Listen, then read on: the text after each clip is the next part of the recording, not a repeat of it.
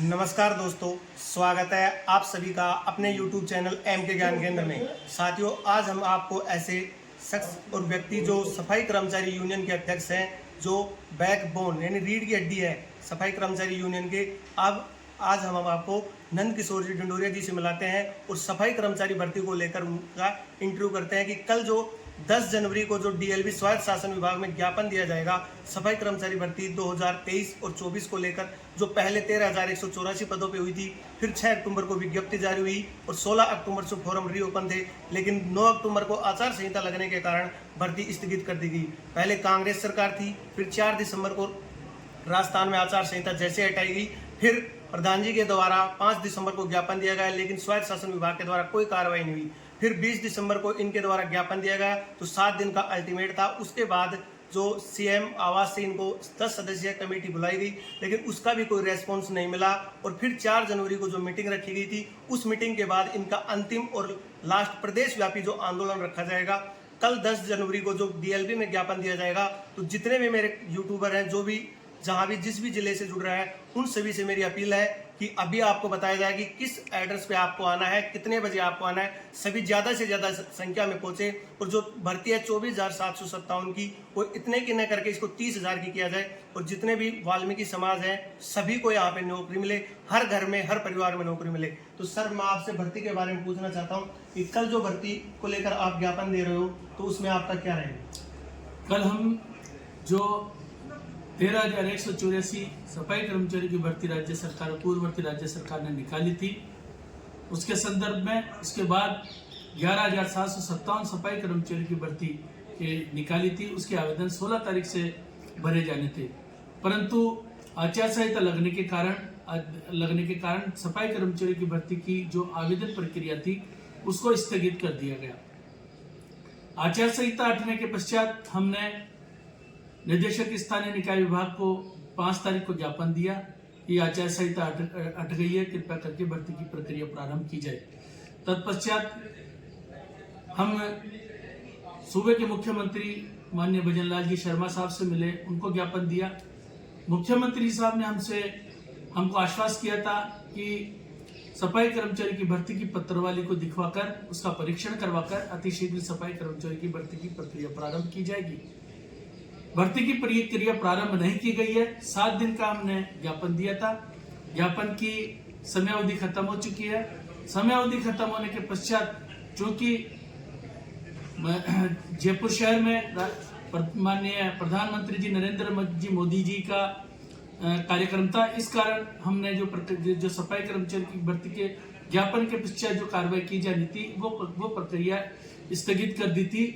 और कल दिनांक 10 जनवरी 2024 को हम पुनः 3 दिवस का ज्ञापन प्रस्तुत कर रहे हैं। अगर सफाई कर्मचारी की भर्ती की प्रक्रिया प्रारंभ नहीं की गई तो जयपुर शहर सहित संपूर्ण राजस्थान में सफाई कर्मचारी आंदोलन की ओर अग्रसर होंगे, जिसकी समस्त जिम्मेदारी प्रशासन की होगी, राज्य सरकार की होगी। सर, आप एड्रेस के बारे में बताएंगे, पता कि कल आप कहाँ पे इकट्ठा हो रहे हैं जो ज्ञापन देंगे डीएलबी में? सर, आप कल जो हम ज्ञापन देंगे वो आइनॉक्स सिनेमा हॉल है, 22 गोदाम पुलिया के पास, वहां से एकत्रित होकर हम लोग डीएलबी स्थानीय निकाय विभाग निदेशक महोदय को ज्ञापन देंगे। और अगर 3 दिवस के अंदर अंदर हमारी भर्ती की प्रक्रिया प्रारंभ नहीं होती है तो जयपुर शहर से संपूर्ण राजस्थान में हड़ताल की जाएगी, कार्य का बहिष्कार किया जाएगा, आंदोलन किया जाएगा और किसी भी तरीके से हो सफाई कर्मचारी की भर्ती की प्रक्रिया प्रारंभ होनी चाहिए। क्योंकि 13,184 सफाई कर्मचारी की भर्ती की जो प्रक्रिया थी वो पूरी तरीके से उनके आवेदन 8 लाख आवेदन सरकार के पास प्राप्त हो चुके हैं, करोड़ों रुपए सरकार के पास एकत्रित हो गए हैं, परंतु सरकार वो 13,184 सफाई कर्मचारी की भर्ती की आगे की भी कार्रवाई नहीं कर रही है। उसके बजाय 11,757 सफाई कर्मचारी की भर्ती की प्रक्रिया के आवेदन प्राप्त करने थे, वो प्रक्रिया भी नहीं कर रहे हैं। इस कारण हम कल आइनॉक्स सिनेमा 22 गोदाम पुलिया के पास एकत्रित होकर डीएलबी स्थानीय निकाय विभाग सिविल लाइन फाटक के पास जाएंगे और ज्ञापन देंगे। सर, मैं आपसे एक बात और करना चाहता हूँ, जो फॉर्म भरे गए थे 13,184, जिसमें 8,35,000 के आसपास फॉर्म भरे गए थे, लगभग करोड़ों रुपए जा चुके, अब तक कोई कार्रवाई नहीं। पहले कांग्रेस सरकार थी, अब नई सरकार बीजेपी बन चुकी है, तो पहले सरकार ने 2018 में लॉटरी सिस्टम था, फिर कांग्रेस सरकार ने प्रैक्टिकल इंटरव्यू रखा। तो अब जो नई सरकार बनी है, तो आपके अनुसार प्रैक्टिकल इंटरव्यू से होना चाहिए या लॉटरी से होना चाहिए? बिल्कुल, सफाई कर्मचारी की भर्ती, जो लोग सफाई का कार्य कर रहे हैं वो लोग ही सफाई के कार्य में भर्ती होने चाहिए। ऐसा नहीं है जो 2018 में जिस तरीके से सफाई कर्मचारी की भर्ती हुई और जिन लोगों ने सफाई के कार्य पे भर्ती तो हो गए, परंतु वो आज भी सफाई का कार्य नहीं कर रहे हैं। सफाई का कार्य प्रैक्टिकल के आधार पर होना चाहिए। जो सफाई का कार्य करेगा वो इस सफाई कर्मचारी की भर्ती में शामिल हो। साथियों, आप सुन सकते हैं कि भर्ती होनी चाहिए प्रैक्टिकल और इंटरव्यू से, बिल्कुल जायज़ है। पहले 2018 में लॉटरी सिस्टम हुआ था, तो काफ़ी अभी भी ऐसे जो जिनको रोजगार मिल चुका है लेकिन काम नहीं करते हैं सफाई का, तो जो प्रैक्टिकल और इंटरव्यू दे के जो आएगा तो उसका पूरा नॉलेज रहेगा।